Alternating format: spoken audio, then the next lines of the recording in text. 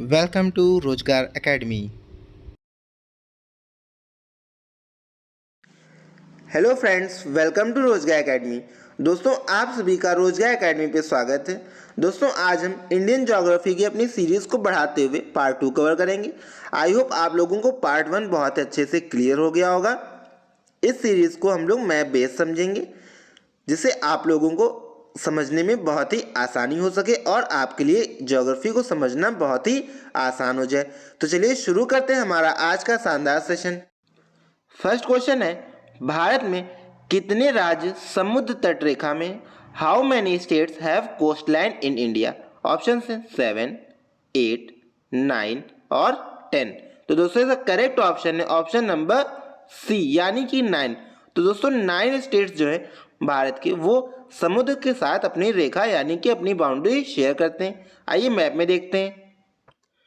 First state है Gujarat, then Maharashtra, ये आपका गोवा हो गया, देन कर्नाटक, केरला, तमिलनाडु, आंध्र प्रदेश, उड़ीसा एंड वेस्ट बंगाल। तो ये 9 राज्य हैं जो समुद्र के साथ अपनी बाउंड्री साझा करते हैं। दोस्तों सबसे ज़्यादा अगर देखा जाए तो बाउंड्री किसकी है, वो है आपकी गुजरात की। इस पे क्वेश्चन पूछा जाता है कौन सा राज्य सबसे अधिक बाउंड्री समुद्री सीमा शेयर करता है, तो वो है गुजरात। आइए नेक्स्ट क्वेश्चन देखते हैं। नेक्स्ट क्वेश्चन है, भारत में निम्नलिखित में से किस राज्य की तट रेखा सबसे लंबी है? तो हमने अभी बात कर ली, which of the following state in India has the longest coast line? Option है तमिलनाडु, कर्नाटक, गुजरात और आंध्र प्रदेश। तो हमने बात करी, इसका करेक्ट ऑप्शन क्या होगा? ऑप्शन नंबर सी, यानी कि गुजरात। तो हमने मैप में देख लिया, गुजरात जो है वो सबसे लंबी बाउंड्री अपनी शेयर करता है समुद्र के साथ। ओके, और उसके बाद सेकंड नंबर पे आता है आंध्र प्रदेश। याद रखिएगा, सबसे ज़्यादा बाउंड्री शेयर करता है गुजरात और सेकंड नंबर पे है आंध्र प्रदेश। आइए नेक्स्ट क्वेश्चन देखते हैं। नेक्स्ट क्वेश्चन है, tropic of cancer does not pass through which of the following states? तो आपको बताना है निम्नलिखित भारतीय राज्यों में से किससे होकर कर्क रेखा नहीं गुजरती है? ऑप्शन है उत्तर प्रदेश, मध्य प्रदेश, गुजरात और झारखंड। तो दोस्तों का करेक्ट ऑप्शन है ऑप्शन नंबर फर्स्ट, यानी कि उत्तर प्रदेश। तो दोस्तों उत्तर प्रदेश से होकर के कर्क रेखा यानी ट्रॉपिक ऑफ कैंसर नहीं गुजरती। आइए इसको मैप में देखते हैं कितने राज्यों से ये होकर गुजरती है। तो आप देख पा रहे होंगे, ये है आपकी कर्क रेखा, जो ये डॉट डॉट लाइन है। ओके, ये किन राज्यों से जाती है? पहला हो गया गुजरात, देन मध्य प्रदेश, उसके बाद ये छत्तीसगढ़, देन झारखंड, वेस्ट बंगाल, ये रेड कलर में जो हाईलाइटेड ये हो गया आपका त्रिपुरा, उसके बाद मिजोरम। तो ये सभी राज्य हैं जिनसे होकर ट्रॉपिक ऑफ कैंसर यानी कर्क रेखा गुजरती है। ओके, तो दोस्तों ये 8 राज्यों से होकर गुजरती है। गुजरात हो गया, राजस्थान, मध्य प्रदेश, छत्तीसगढ़, झारखंड, वेस्ट बंगाल, त्रिपुरा एंड मिजोरम। आइए नेक्स्ट क्वेश्चन देखते हैं। नेक्स्ट क्वेश्चन है, which latitude line passes through the middle of India? तो आपको बताना है कौन सी अक्षांश रेखा भारत के मध्य से होकर गुजरती है? ऑप्शन है ट्रॉपिक ऑफ कैंसर यानी कर्क रेखा, इक्वेटर यानी विषुवत रेखा, ट्रॉपिक ऑफ कैप्रिकॉर्न मकर रेखा, या फिर आर्कटिक लाइन। ओके, आर्कटिक रेखा। तो इसका करेक्ट ऑप्शन है ऑप्शन नंबर ए, यानी कि ट्रॉपिक ऑफ कैंसर कर्क रेखा जो है भारत के मध्य से होकर गुजरती है। हमने अभी मैप में देखा, ये आपकी है कर्क रेखा, जो कि भारत के एकदम मिडिल से जा रही है, यानी मध्य से होकर गुजर रही, जो कि 8 राज्यों से होकर गुजरती है। आइए नेक्स्ट क्वेश्चन देखते हैं। नेक्स्ट क्वेश्चन है, tropic of cancer passes through how many states of India? तो आपको बताना है कर्क रेखा भारत में कितने राज्यों से होकर गुजरती है? हमने इस पे बात कर ली, कितने राज्यों से? 8 राज्यों से होकर गुजरती है, यानी ऑप्शन नंबर इसका डी करेक्ट हो गया। आइए नेक्स्ट क्वेश्चन देखते हैं। नेक्स्ट क्वेश्चन है, tropic of cancer does not passes through which of the following states? निम्नलिखित में से किस राज्य से होकर कर्क रेखा नहीं गुजरती? हमने इस पे भी बात कर ली कि कितने राज्यों से? 8 राज्य, और वो कौन कौन से थे उस पर भी हमने चर्चा कर ली। तो आइए देखते हैं ऑप्शंस, ओडिशा, गुजरात और राजस्थान और पश्चिम बंगाल। तो आप लोगों को पता हो गया होगा, गुजरात और राजस्थान और पश्चिम बंगाल से होकर गुजरती, यानी कि ओडिशा जिससे ये होकर नहीं गुजरती। तो इसका करेक्ट ऑप्शन हो गया ऑप्शन नंबर ए। आइए नेक्स्ट क्वेश्चन देखते हैं। नेक्स्ट क्वेश्चन है, भारत की मुख्य भूमि को रामेश्वरम द्वीप से कौन अलग करता है?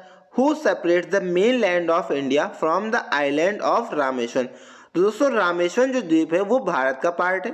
ओके, पूछा गया रामेश्वरम द्वीप को भारत से कौन अलग करता है। ऑप्शन है पाक स्ट्रेट यानी पाक जल संधि, पंबन चैनल, या फिर 10 डिग्री चैनल और 9 डिग्री चैनल। तो इसका करेक्ट ऑप्शन है ऑप्शन नंबर बी यानी कि पंबन चैनल। तो दोस्तों पंबन चैनल जो है भारत के मेन लैंड को रामेश्वरम आइलैंड से अलग करता है। आइए इसको मैप में देखते हैं जिससे कि इसको समझने में और आसानी हो सके। तो आप लोग देख पा रहे होंगे ये है आपका रामेश्वरम, जो ये व्हाइट कलर में ये रामेश्वरम हो गया। ओके, इधर इंडिया के क्या है ये मेन लैंड है और बीच में आपका ये है पंबन आइलैंड जो कि आपका रामेश्वरम और भारत के मेन यानी मेन जो लैंड है उसको अलग करता है। तो इसको याद रखिएगा, पंबन आइलैंड जो है रामेश्वरम और भारत की मुख्य भूमि को अलग करता है। आई होप आप लोगों को अच्छे से क्लियर हुआ होगा। आइए नेक्स्ट क्वेश्चन देखते हैं। नेक्स्ट क्वेश्चन है Adams bridge is between which among the following two countries. तो आपको बताना है आदम का पुल यानी एडम्स ब्रिज निम्नलिखित में से किन दो देशों के मध्य स्थित है। ऑप्शंस हैं भारत एवं पाकिस्तान के मध्य, भारत एवं बांग्लादेश के मध्य, भारत एवं श्रीलंका के मध्य और भारत और म्यांमार के मध्य। तो इसका करेक्ट ऑप्शन है ऑप्शन नंबर सी यानी कि भारत और श्रीलंका के मध्य एडम्स ब्रिज स्थित है। आइए इसको मैप में देखते हैं। दोस्तों ये रहा मैप, ये है आपका श्रीलंका और ये हो गया हमारा प्यारा भारत। ओके, तो बीच में आपका ये देख रहे होंगे आप एडम्स ब्रिज जो कि आपके श्रीलंका और इंडिया के मध्य स्थित है। ओके, आई होप आप लोगों को अच्छे से क्लियर हो गई होगी इसकी लोकेशन। आइए आगे बढ़ते हैं और नेक्स्ट क्वेश्चन देखते हैं। नेक्स्ट क्वेश्चन है the 10 degree channel is situated between. तो आपको बताना है 10 डिग्री चैनल किसके बीच में स्थित है। ऑप्शन है Little Andaman and Great Andaman यानी छोटा अंडमान और बड़ा अंडमान। सेकंड ऑप्शन है Little Andaman and Car Nicobar. Third option है Little Andaman and Car Nicobar. Fourth option है Little Nicobar and Great Nicobar. तो दोस्तों करेक्ट ऑप्शन है ऑप्शन नंबर बी यानी कि Little Andaman and Car Nicobar. तो दोस्तों 10 डिग्री चैनल जो है वो लिटिल अंडमान को कार निकोबार से अलग करता है। ओके, आइए इसको मैप में देखते हैं। तो दोस्तों ये रहा भारत, ओके, और ये रहा अंडमान और निकोबार आइलैंड्स। बात करते हैं ये अंडमान हो गया और ये निकोबार। ये रहा आपका 10 डिग्री चैनल जो कि अंडमान को निकोबार से अलग करता है। ये लिटिल अंडमान हो गया और ये कार निकोबार हो गया। ओके, तो लिटिल अंडमान को कार निकोबार से कौन अलग करता है 10 डिग्री चैनल। आई होप आप लोगों को अच्छे से क्लियर हो गया होगा। आइए नेक्स्ट क्वेश्चन देखते हैं। नेक्स्ट क्वेश्चन है डंकन पास किसके बीच में स्थित है। Duncan Pass is situated between. Option है North Andaman and Middle Andaman यानी उत्तरी अंडमान और मध्य अंडमान के बीच, South Andaman and Middle Andaman के बीच यानी दक्षिणी अंडमान और मध्य अंडमान के बीच, साउथ अंडमान और लिटिल अंडमान के बीच यानी दक्षिणी अंडमान और छोटे अंडमान के बीच। Okay, Car Nicobar and Little Nicobar के बीच। ओके, तो दोस्तों करेक्ट ऑप्शन है ऑप्शन नंबर सी यानी कि दक्षिण अंडमान एवं छोटा अंडमान। तो दोस्तों साउथ अंडमान और लिटिल अंडमान के बीच डंकन पास स्थित है। इसको मैप में देखते हैं और अपने डाउट्स क्लियर करते हैं। दोस्तों ये रहा डंकन पास जो कि आपका लिटिल अंडमान और साउथ अंडमान को अलग करता है। ओके, ये रही आपकी कैपिटल अंडमान और निकोबार की क्या है पोर्ट ब्लेयर। ये रहा बैरन आइलैंड जो कि भारत का इकलौता क्या है एक्टिव वोल्केनो है। दोस्तों ये है इंदिरा पॉइंट जो कि इंडिया का क्या है सदर्न मोस्ट प्लेस है। ओके, और ये रहा 10 डिग्री चैनल जिसपे हमने बात कर ली जो कि अंडमान को निकोबार से अलग करता है या फिर कहें तो कार निकोबार को लिटिल अंडमान से अलग करता है। आइए नेक्स्ट क्वेश्चन देखते हैं। नेक्स्ट क्वेश्चन है what is the boundary line between India and China. तो आपको बताना है भारत तथा चीन के बीच सीमा बनाने वाली रेखा है। ऑप्शन है red Cliff line, McMahon line, Durand line और स्टेफर्ड लाइन। तो दोस्तों आई होप आप सभी लोगों को इसका उत्तर पता होगा। तो इसका करेक्ट ऑप्शन है ऑप्शन नंबर बी यानी कि मैकमोहन लाइन। तो दोस्तों भारत और चीन के बीच जो सीमा बनाती है वो है मैकमोहन लाइन। आइए नेक्स्ट क्वेश्चन देखते हैं। नेक्स्ट क्वेश्चन है international border between India and Pakistan delimited by. तो आपको बताना है भारत और पाकिस्तान के बीच अंतरराष्ट्रीय सीमा किसके द्वारा सीमांकित है। ऑप्शन है McMahon line, Durand line, Radcliffe line और मैगनॉट लाइन।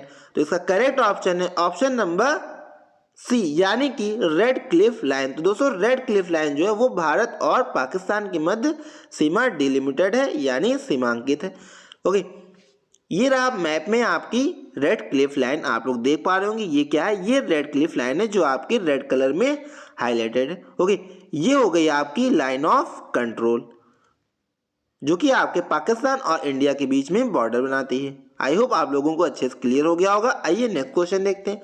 नेक्स्ट क्वेश्चन है which country shares the longest international border with India in the far east of India. तो आपको बताना है भारत के सुदूर पूर्व में कौन सा देश भारत के साथ सर्वाधिक लंबी अंतर्राष्ट्रीय सीमा बनाता है। दोस्तों ऑप्शन हैं चाइना, म्यांमार, थाईलैंड और वियतनाम। इसका करेक्ट ऑप्शन है ऑप्शन नंबर बी, यानी कि म्यांमार। दोस्तों म्यांमार जो है फार ईस्ट में जो है भारत के साथ सबसे अधिक लंबी सीमा रेखा शेयर करता है। आइए इसको मैप में देखते हैं। दोस्तों ये रहा आपका म्यांमार जो आपका हाईलाइटेड है, देख पा रहे होंगे ये हो गया म्यांमार। ये इंटरनेशनल बाउंड्री म्यांमार के साथ जो भारत शेयर करता है, जो कि सुदूर पूर्व यानी कि साउथ के सबसे ईस्ट में, मतलब ईस्ट के सबसे जो है एकदम ईस्टर्न पूर्व में कौन सा है, वो है म्यांमार। ओके, जिसके साथ सबसे लंबी बाउंड्री शेयर करता है। ओवरऑल बात करें किसके साथ सबसे लंबी इंटरनेशनल बाउंड्री है, तो वो है बांग्लादेश। ओके, और एकदम ईस्टर्न की बात करें तो वो हो गया आपका म्यांमार, जैसा कि क्वेश्चन में पूछा गया था। ओके, आई होप आप लोगों को अच्छे से क्लियर हो गया होगा। अगर मोस्ट ईस्टर्न पूछेंगे तो होगा म्यांमार, और ओवरऑल पूछेंगे सबसे लंबी बाउंड्री किसके साथ शेयर होती है, तो वो है बांग्लादेश। आइए नेक्स्ट क्वेश्चन देखते हैं। नेक्स्ट क्वेश्चन है the McMahon line demarcating the boundary between India and China is drawn on the northern border of which of the following state. आपको बताना है भारत एवं चीन के बीच सीमा निर्धारित करने वाली मैकमोहन रेखा निम्नलिखित में से किस प्रदेश के उत्तरी सीमा पर खींची गई है। ऑप्शन है जम्मू कश्मीर, उत्तर प्रदेश, हिमाचल प्रदेश और अरुणाचल प्रदेश। तो दोस्तों इसका करेक्ट ऑप्शन है ऑप्शन नंबर डी, यानी कि अरुणाचल प्रदेश। तो दोस्तों जो मैकमोहन लाइन है वो अरुणाचल प्रदेश के नॉर्दर्न में इसको खींचा गया है, यानी यहाँ पे ये मैकमोहन लाइन डिलिमिट की गई है। ओके, आइए इसको मैप में देखते हैं। दोस्तों ये रहा मैप, आप लोग देख पा रहे होंगे ये जो लाइन है ये क्या है, ये मैकमोहन लाइन है जो कि अरुणाचल प्रदेश के नॉर्थ में है। ओके, जो कि किसके द्वारा कंट्रोल की जाती है, इंडिया और चाइना के द्वारा कंट्रोल की जाती है। इसको मैकमोहन लाइन के नाम से जाना जाता है। ओके, इधर बात की जाए तो ये आपकी LOC कहलाती है, LAC यानी लाइन ऑफ एक्चुअल कंट्रोल, जो कि इंडिया और चाइना के बीच बाउंड्री शेयर करती है। तो याद रखिएगा मैकमोहन लाइन जो कहाँ पे है वो अरुणाचल प्रदेश में, और LAC यानी लाइन ऑफ एक्चुअल कंट्रोल ये आपकी कहाँ पे है, लद्दाख में। ओके, और चाइना के साथ बाउंड्री शेयर करती है। ओके, ये बॉर्डर बनाती है। आइए नेक्स्ट क्वेश्चन देखते हैं। नेक्स्ट क्वेश्चन है with which country does India have the shortest terrestrial border. तो आपको बताना है सबसे छोटी स्थलीय सीमा भारत की किस देश के साथ है। ऑप्शन है पाकिस्तान, नेपाल, म्यांमार और भूटान। तो इसका करेक्ट ऑप्शन है ऑप्शन नंबर डी, यानी कि भूटान। तो दोस्तों भारत की जो सबसे छोटी यानी स्थलीय सीमा जो है, सबसे छोटी स्थलीय सीमा वो है आपके भूटान के साथ। आइए इसको मैप में देखते हैं। तो दोस्तों ये रहा भारत का मैप, ये रहा आपका भूटान। ओके, बात कर लेते हैं बॉर्डरिंग जो स्टेट्स हैं। दोस्तों इसके साथ जो लगने वाले राज्य कौन से हैं, सिक्किम, वेस्ट बंगाल, ये आप लोग देख पा रहे होंगे वेस्ट बंगाल का ये दार्जिलिंग वाला एरिया जो है भूटान के साथ बाउंड्री शेयर करता है। उसके बाद ये आसाम, ओके, और ये अरुणाचल प्रदेश, ये सभी राज्य जो हैं भूटान के साथ बाउंड्री शेयर करते हैं, और सबसे कम बाउंड्री ये भारत के साथ शेयर करता है। ओके, आइए नेक्स्ट क्वेश्चन देखते हैं। नेक्स्ट क्वेश्चन है भारत को निम्नलिखित भौतिक प्रदेशों में विभाजित किया जा सकता है। तो आपको बताना है India can be divided into following physical regions. तो कितने पार्ट में या निम्न में से कौन से पार्ट में भारत के फिजिकल यानी कि भौतिक प्रदेशों में विभाजित किया जाएगा। पहले ऑप्शन है हिमालय, गंगा के मैदान, दक्षिणी पठार और राजस्थान के मैदान। ओके, यानी हिमालय, गंगटिक प्लेन, सदर्न प्लेट्यू और राजस्थान प्लेन। सेकंड ऑप्शन है हिली रीजन यानी पर्वतीय प्रदेश, ग्लेशियल रीजन यानी हिमानी प्रदेश, रिवर वैली रीजन यानी नदी घाटी प्रदेश, हिमालयन रीजन यानी हिमालय प्रदेश। ओके, थर्ड ऑप्शन है सदर्न प्लेट्यू रीजन यानी दक्षिण पठारी प्रदेश, कोस्टल रीजन यानी सागर तटीय प्रदेश, island region and Himalayan region यानी द्वीपीय प्रदेश और हिमालय प्रदेश। फोर्थ ऑप्शन है उत्तर पर्वतीय प्रदेश या फिर वृहद मैदानी प्रदेश, दक्षिणी प्रायद्वीपीय प्रदेश तथा सागर तटीय प्रदेश यानी northern mountain region, great plain region, southern peninsular reason और कोस्टल रीजन। तो दोस्तों करेक्ट ऑप्शन है ऑप्शन नंबर डी। ओके, तो दोस्तों इसको जो है भारत को इतने फिजिकल डिवीजन में बांटा गया। आइए इसको मैप में देखते हैं जिससे कि आप लोगों को बहुत अच्छे से क्लियर हो जाए। दोस्तों ये आपका ब्लू कलर में ये हो गया आपका हिमालय रीजन। ओके, तो ये आपका पहला हो गया हिमालय रीजन। सेकंड आपका जो बांटा गया वो है आपका नॉर्दर्न प्लेन्स में, यानी कि आपके कौन से उत्तरी मैदान। ओके, उसके बाद आपका डेक्कन प्लेटू यानी कि पठार, याद रखिएगा डेक्कन प्लेटू। ये आपका हो गया इंडियन डेजर्ट। उसके बाद ईस्टर्न घाट और वेस्टर्न घाट, इन सभी रीजन्स में आपके फिजिकल यानी कि भौतिकी में विभाजन किया गया हमारे भारत को। ओके, आई होप आप लोगों को अच्छे से क्लियर हो गया होगा भौतिक प्रदेशों में किसमें बांटा गया भारत को। आइए नेक्स्ट क्वेश्चन देखते हैं। नेक्स्ट क्वेश्चन है which geomorphological division of India is the oldest. आपको बताना है भारत का कौन सा भू आकृति विभाग प्राचीनतम है। ओके, यानी कि सबसे प्राचीनतम कौन से इन में से कौन सा है जो भारत का सबसे प्राचीनतम भाग है। ओके, ऑप्शंस है उत्तर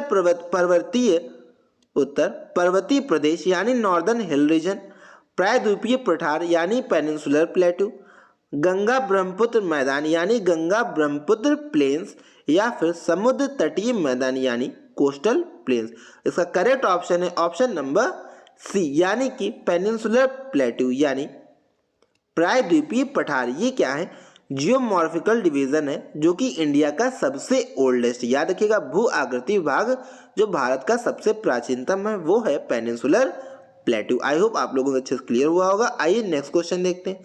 नेक्स्ट क्वेश्चन है which of the following coast is not a part of west coast. तो आपको बताना है निम्नलिखित में से कौन सा तट पश्चिमी तट का भाग नहीं है। ऑप्शन है कठियावाड़ कोस्ट, सेकंड ऑप्शन है कोंकण कोस्ट, थर्ड है मालाबार कोस्ट, फोर्थ है कोरोमंडल कोस्ट।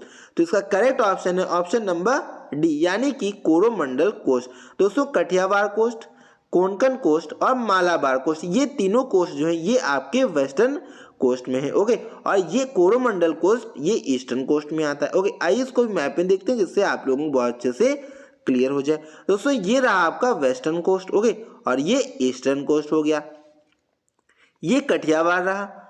ओके, ये कोंकण कोस्ट हो गया, उसके बाद ये मालाबार कोस्ट हो गया जो कि आपके वेस्टर्न कोस्ट के पार्ट है। बात कर लेते हैं अब ईस्टर्न कोस्ट की। दोस्तों ईस्टर्न कोस्ट में आपका सबसे पहले आता है कोरोमंडल कोस्ट, इसको याद रखिएगा। उसके बाद ये आपका आंध्रा कोस्ट, नॉर्दर्न सिरेकर, ओके, और ये उत्कल कोस्ट, ये सभी जो हैं ये आपके वेस्ट ईस्टर्न कोस्ट में है। ओके, और ये आपके वेस्टर्न कोस्ट के हैं। आई होप आप लोगों को मैप से अच्छे से क्लियर हो गया होगा। आइए नेक्स्ट क्वेश्चन देखते हैं। नेक्स्ट क्वेश्चन है by what name is eastern sea board of India known. तो आपको बताना है भारत का पूर्वी समुद्री तट किस नाम से जाना जाता है। ऑप्शन है दीघा बीच, कोरोमंडल बीच, कोंकण कोस्ट और मालाबार कोस्ट। तो इसका करेक्ट ऑप्शन है ऑप्शन नंबर बी यानी कि कोरोमंडल बीच, यानी कि कोरोमंडल बीच के नाम से आपका ईस्टर्न कोस्ट जाना जाता है। इस पर हमने अभी बात कर ली मैप में। नेक्स्ट क्वेश्चन है from where is the Konkan coast extended. तो आपको बताना है कोंकण कोस्ट कहां से कहां तक स्थित है।